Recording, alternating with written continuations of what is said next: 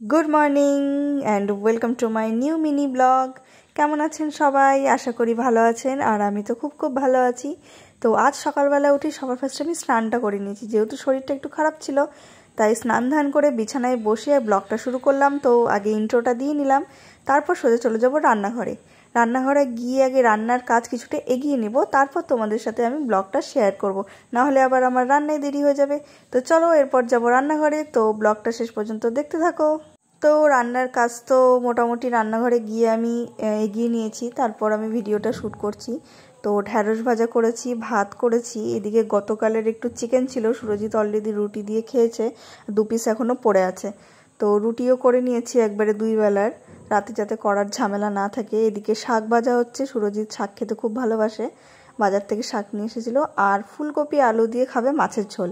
ফুলকপিটা অনেক দিন পর আজ খেলাম, 4 পিস মাছ নিয়ে এসেছে, তো এই ফুলকপি আলু দিয়ে পাতলা করে মাছের ঝোল করবো। আর দেখুন বাজারেও কি নিয়ে এসেছে, পেঁপে, আলু, গাজর, পটল, কাঁচা কলা, পেঁপে। তো বাজারটা তো আমার দেখেই পছন্দ হয়ে গেছে।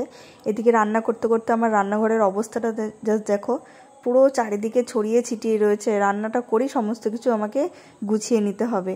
এদিকে দেখুন একটা জুতো রাখার র্যাক কিনেছি আমি মিশো থেকে, বেশি দাম পড়েনি জানেন, 270 টাকা মতো। আসলে সারা বাড়িতে না আমার জুতো ছড়িয়ে ছিটিয়ে থাকতো, সেটা দেখতে আমার খুব খারাপ লাগতো, তাই আমি একটা জুতো রাখার র্যাক কিনে নিয়েছি। এদিকে আবার এক পশলা বৃষ্টি হয়ে গেল।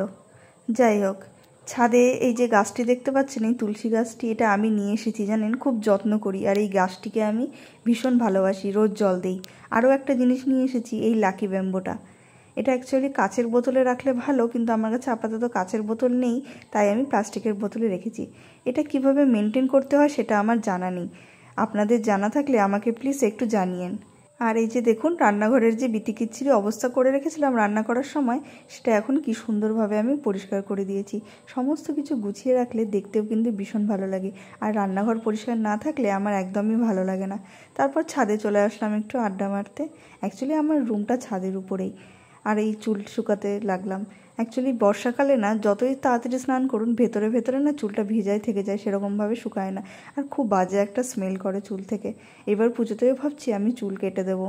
আর এখানে দেখুন আমাদের পাশের বাড়ির ছাদে একসাথে 7 থেকে 8খানা পাখি